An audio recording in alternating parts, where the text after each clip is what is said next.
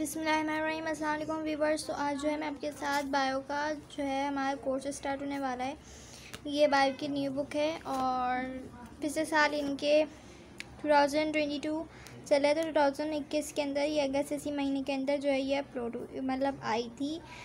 तो मैं आपके साथ इसकी तमाम कोर्स तमाम टॉपिक्स जो है वो क्लियर करती चलूँगी और ताकि आपको समझने के अंदर ईजी हो। तमाम स्टेप तमाम चीज़ें जो है बिल्कुल क्लियरिटी के साथ आपके साथ शेयर करूँगी। तो चलें स्टार्ट करते हैं। फ़र्स्ट ऑफ़ ऑल आप ये चेक कर लें इनकी कुछ ये तो टॉपिक हम चेक कर लेते हैं। इनका टॉपिक आप देख सकते हैं, गैशियस एक्सचेंज, होम्योस्टेसिस, कोऑर्डिनेट, ये कुछ 9 है, 184 हैं टॉपिक्स। अच्छा सही है। आप अभी से इस तरीके से अपना लेके चलें, अपने तमाम चैप्टर्स समझ के चलें, टॉपिक सारे क्लियरिटी के साथ चलिए, लेकिन आगे आपको जो है वो ईजी हो। जैसे कि नेक्स्ट में आपको क्या होगा, अपने 9 मैट्रिक में बायो पढ़िए, फिर फर्स्ट ईयर सेकंड ईयर यहाँ पढ़ेंगे। फिर जब आप निके यूनिवर्सिटी में जाने के लिए जब आप देंगे अपने टेस्ट, तो आपके क्या होगा, first year second year third year fourth year, इन 9 matric first year second year, इन चारों की जो बुक्स होंगी ना, वहाँ की आपको तमाम MCQs को दोबारा पढ़ना पड़ेगा, इस बुक्स को दोबारा समझना पड़ेगा। लेकिन बुक्स दोबारा समझने कॉन्सेप्ट क्लियर करने से बेहतर ये है कि आप अभी से ऐसा पढ़ के चलें कि आपको ये तमाम टॉपिक्स एक कहानी की तरह आपके दिमाग में बैठ जाए, ताकि आपको इतना दोबारा ना रटना पड़े, ना समझना पड़े, आपके लिए बहुत ज़्यादा ईजी हो। तो स्टार्ट करते हैं हम। ये हमारे पास है introduction, gaseous exchange in animals. Introduction पहले बताया हुआ है, फिर gaseous exchange in animals, plants, man, lungs, फिर air passage way lungs, mechanism of breathing, respiration disorder and their causes, asthma, bronchitis, और क्या है, pneumonia, lungs cancer, effect of smoking. सही है। तो ये CO2 O2 ये तो आपको पता होगा, लेकिन फिर भी मैं आपको क्लियर कर दूँ, जैसे कि और डायग्राम आपको क्लियर होनी चाहिए कि क्या है। दिन के वक्त प्लांट क्या करते हैं, ऑक्सीजन एक्सहेल करते हैं, इनके फेंकते हैं, निकालते हैं, और कार्बन डाइऑक्साइड इनहेल करते हैं। लेकिन यही प्रोसेस जो है रात के टाइम में उल्टा हो जाता है, ये लोग ऑक्सीजन लेते हैं और कार्बन डाइऑक्साइड जो है वो निकालते हैं, जिस वजह से कहते हैं कि रात के वक्त आप जो है दर के पास ना सोएं। सही है। तो यही वजह होती है, क्योंकि कार्बन डाइऑक्साइड इंसान के लिए बहुत ज़्यादा मुज़ीर है, क्योंकि इंसान निकालते हैं, इंसान को ज़रूरत नहीं होती, इंसान को ज़रूरत होती है ऑक्सीजन की। और यही दिन के वक्त कहते हैं कि इंसान को चाहिए कि दरख्त के नीचे बैठे, वहाँ की ताज़ा हवा ले, क्योंकि वहाँ से उन्हें बिल्कुल जो है वो ताज़ा हवा होती है, यानी कि ऑक्सीजन बिल्कुल मिलती है। तो इस चलें स्टार्ट करते हैं। यहाँ से हमारा टॉपिक है 1.1 इंट्रोडक्शन है। All living organism must need to exchange oxygen and carbon dioxide gases with their environment to carry out their virtual function such as respiration. In addition to respire photophores like plants do carry out gaseous oxygen for the process of photosynthesis. Aquatic organism exchange gases with water while terrestrial ones with air। यानी कि all living thing तमाम जानदार must needed, यानी कि उनको ज़रूरी होता है गैशियस एक्सचेंज करने के लिए कार्बन डाइऑक्साइड एंड ऑक्सीजन। तमाम लिविंग थिंग आप जानवर, इंसान और प्लांट तीनों को जानते हैं। तीनों क्या करते हैं, सांस लेते हैं। तो वो क्या करते हैं, ऑक्सीजन लेते हैं, कार्बन डाई एक्सहेल करते हैं। यही एनिमल करते हैं, यही प्लांट्स भी करते हैं, लेकिन दिन के टाइम और रात के टाइम में उनका चेंज हो जाता है ये सिस्टम। सही क्यों होता है, इसी भी बहुत बड़ी वजूहत है, मैं आपके साथ सब शेयर करूँगी बिल्कुल स्टेप बाय स्टेप। तो नेक्स्ट हमारे पास है with their environment to carry out their vital function such as respiration. In addition to respiration autotrophs like plants to carry out gaseous exchange for the process of photosynthesis। लेकिन क्या करते हैं respiration में, वो क्या करते हैं, autotrophs like plants to carry out gaseous exchange जो जब अच्छा वो रिस्पायरेशन जब भी करते हैं ना, रिस्पायरेशन के लिए उनको फोटोसिंथेसिस यानी कि गैसियस एक्सचेंज इंपॉर्टेंट होता है, क्योंकि वो अपना जो है वो कार्बन डाइऑक्साइड करते हैं। तो कार्बन डाइऑक्साइड के साथ ये क्या करते हैं, अपने साथ वो सनलाइट भी लेते हैं, जो कि वो खाना बनता है, और फिर वो जब अंदर जाते हैं तो केमिकल के ज़रिए और कुछ चीज़ों के ज़रिए वो क्या करते हैं, उनको क्लोरोफिल के अंदर जाके फिर वो अपना ग़िज़ायत हासिल करते हैं उससे। जब भी कहते हैं प्लांट्स के लिए सनलाइट क्यों ज़रूरी होती है। फिर उसकी बात करें गैसियस एक्सचेंज इन प्लांट्स के अंदर गैसियस एक्सचेंज कैसे होते हैं। As state above, plant gaseous exchange for the process of photosynthesis and respiration, यानी कि प्लांट गैसियस एक्सचेंज का प्रोसेस के फोटोसिंथेसिस से करते हैं और रिस्पायरेशन के करते हैं। लेकिन अब ये ड्यूरिंग बताएंगे कि डे टाइम और नाइट टाइम इनके अंदर क्या क्या एक्सचेंजेस आते हैं, क्या क्या जो है मरहले इनके अंदर आते हैं। तो मैं आपके साथ बिल्कुल स्टेप बाय स्टेप ऐसे शेयर करूँगी कि आपको तमाम चीज़ें समझ में आ जाए ड्यूरिंग। अच्छा, मैं आपको वर्बली के बता दूँ कि इसके अंदर होता क्या है। फर्स्ट ऑफ ऑल आप ये समझें कि दिन का वक्त है, दिन का वक्त है। अब एक प्लांट है यानी कि पौधा है, दरख्त है, वो क्या करता है, अपने अंदर कार्बन डाइऑक्साइड लेता है। कार्बन डाइऑक्साइड, उसके अंदर कार्बन डाइऑक्साइड खाली नहीं आती है, इसके साथ सनलाइट आती है। सनलाइट और कार्बन डाइऑक्साइड दोनों अंदर आते हैं। जो कार्बन डाइऑक्साइड कहाँ से आती है, जो हम एक्सहेल करते हैं, इनके हम बाहर निकालते हैं। हम बाहर क्या निकालते हैं, कार्बन डाई CO2 निकालते हैं, और अंदर क्या लेते हैं, ऑक्सीजन लेते हैं। कार्बन डाई बहुत ज़्यादा मिकदार के अंदर होती है। तो कार्बन डाइऑक्साइड कहाँ जाती है, जब भी कहते हैं कि दरख्त जो है वो हमारे माहौल को साफ़ करते हैं। किस तरीके से हमारे माहौल को साफ़ करते हैं, क्योंकि ये कार्बन डाइऑक्साइड, ये जो जहरीली गैस है, अगर ये ज़्यादा अगर हमारे माहौल के अंदर हो जाए तो इंसान के लिए ख़तरनाक होती है। तो ये प्लांट्स क्या करते हैं, इसको दिन के वक्त अपने अंदर ले लेते हैं, जैसे हम ऑक्सीजन अंदर लेते हैं। इस तरीके से प्लांट दिन के टाइम अपने कार्बन डाइऑक्साइड को अंदर लेते हैं। देन इसके साथ सनलाइट लेते हैं, क्योंकि दिन का वक्त होता है, और उससे क्या करते हैं, वो फोटोसिंथेसिस के ज़रिए उसको जो है केमिकल एनर्जी को फूड एनर्जी के अंदर चेंज करके अपनी ग़िज़ा बनाते हैं, अपने खुद ग़िज़ा तैयार करते हैं। उससे क्या करते हैं, तवानाई हासिल करते हैं, एनर्जी हासिल करते हैं। फिर उसके बाद क्या करते हैं, वो बड़े होते हैं, ग्रोथ करते हैं। समझ में आ गई आपको ये बात। अब नेक्स्ट हम कहते हैं, अगर आपको कुछ समझ में नहीं आया, लेकिन आप दोबारा कमेंट्स करिए, मैं आपको दोबारा आसान अल्फाज में समझाने की कोशिश करूँगी।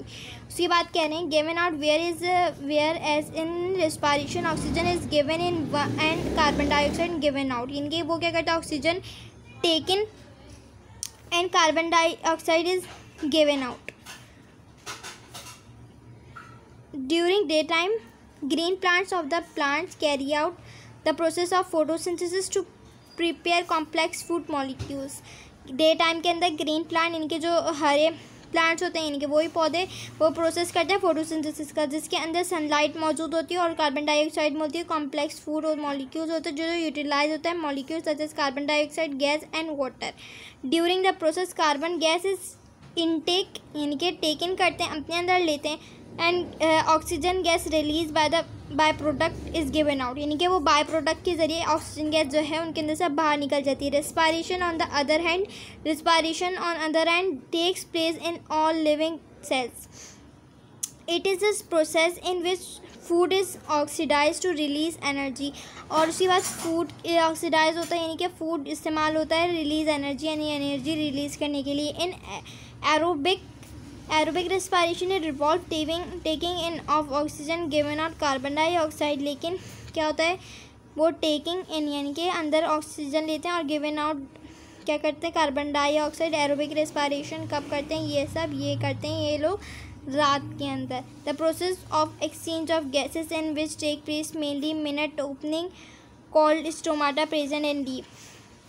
इनके क्या होता है, इनके जो सेल्स होते हैं ना, सेल्स प्रोडक्ट, इनके जो लेयर होती है ना, यहाँ पे स्मॉल से होल, जैसे कि हमारी एपिडर्मिस है, इसी तरीके से इनकी भी लास्ट ईयर होती है, लास्ट जो पत्ता होता है वहाँ पे स्टोमाटा, बिल्कुल छोटे छोटे से बूंदे जो जैसे कि ये है ना वैसी मौजूद होती हैं। वहाँ से वो क्या करते हैं, अपनी गैसेस को एक्सचेंज करते हैं, जिसे क्या कहते हैं, स्टोमाटा।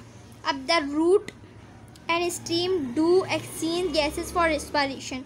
रूट एंड स्टीम क्या करती हैं, एक्सचेंज करती हैं रिस्पायरेशन के ज़रिए। अब हम पढ़ते हैं, photosynthesis anabolic process, synthesis of food from simple inorganic substance require light energy, occur in plant, use carbon dioxide, release oxygen gas, take place during time, chlorophyll is required।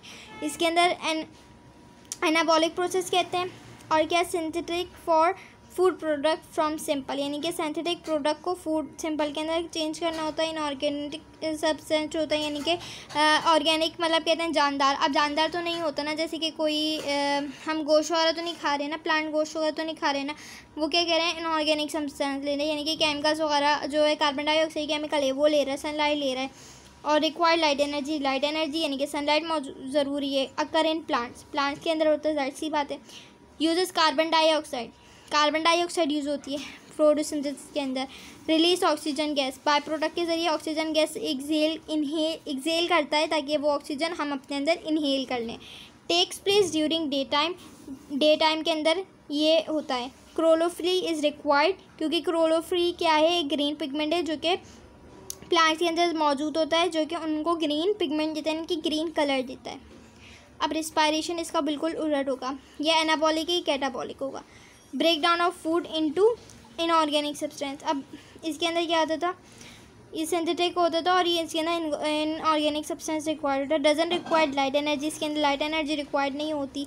Occur in all living organism, ये occur होता है all living organism, यानी कि animal भी और human भी इसके अंदर शामिल है।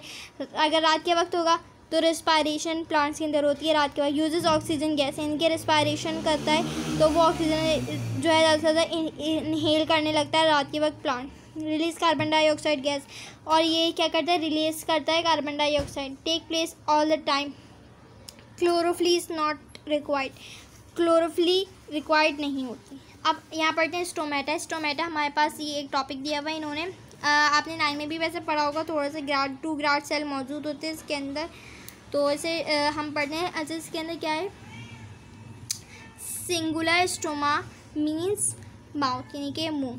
These are microscopic opening present in the epidermis, यानी कि last layer of leaf. Through these opening plants exchange their environment, यानी कि गैसेस को आपस में तबादला, गैसेस का आपस में तबादला क्या किया जाता है, स्टोमाटा। ओपनिंग जो होती है वो, each stomata is slit like opening from two special cell called guard cell के ज़रिए ये जो है 2 स्पेशल सेल होते हैं जिसकी वजह से ओपनिंग होती है और यहाँ से गैसेस जो है एक्सचेंज होती हैं। They are chlorophyll containing cell with thicker inner while inner and elastic outer cell wall, यानी कि क्लोरोफिली कंटेन करता है सेल विथ थिकर इनर, इनके अंदर से थिक होता है, ऊपर से थिन होता है, इलास्टिक आउटर सेल वॉल।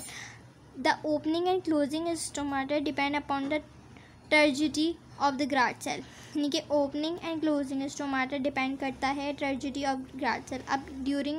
अब ये during day time as a result of ongoing process of photosynthesis, day time के अंदर फोटोसिंथेसिस सिस्टम होता रहता है क्योंकि सनलाइट मौजूद होती है और कार्बन डाइऑक्साइड वो इनहेल कर रहा होता है। The accumulation of photosynthesis solutes causes increase the turgidity of the grad cell. Thus stomata are opened and the process of taking in of carbon dioxide given out of oxygen begins until it become dark। सही है, dark के अंदर क्या होता है, stomata open होता है और टेकन इन यानी कि अंदर बाहर निकाल रहा होता है कार्बन डाई और जो है वो ऑक्सीजन दे रहा होता है डार्क टाइम के अंदर। ये अब इसके अंदर ये वो स्टोमाटा की दी हुई है कि ये स्टोमाटा या पर है और ये स्पंजी है, लोअर एपिडर्मिस वाटर मौजूद है, फोटोसिंथेसिस प्रोडक्ट है, ग्राड सेल हैं जो कि 2 ग्राड सेल है, ओपन एंड क्लोज के ऐसे होते हैं। न्यूक्लियस मौजूद है, क्लोरोप्लास्ट है, वैक्यूल ग्राड सेल है, सेल वॉल। नेक्स्ट हमारे पास ये रहा practical activity is it doesn't not जो है इम्पॉर्टेंट टॉपिक, ये भी नहीं, ये सारे मतलब ऐसे ही हैं। गैसेस एक्सचेंज इन एनिमल, ये अनदर टॉपिक है, ये इंशाअल्लाह नेक्स्ट जो है मैं आपको हर एक टॉपिक आपको अलग अलग वीडियो के अंदर बिल्कुल कम्प्लीटली जो एक्सप्लेन करूँगी। मिलती हैं आपसे नेक्स्ट वीडियो में। प्लीज़ मेरे चैनल को सब्सक्राइब करें, लाइक करें। अल्लाह हाफिज़।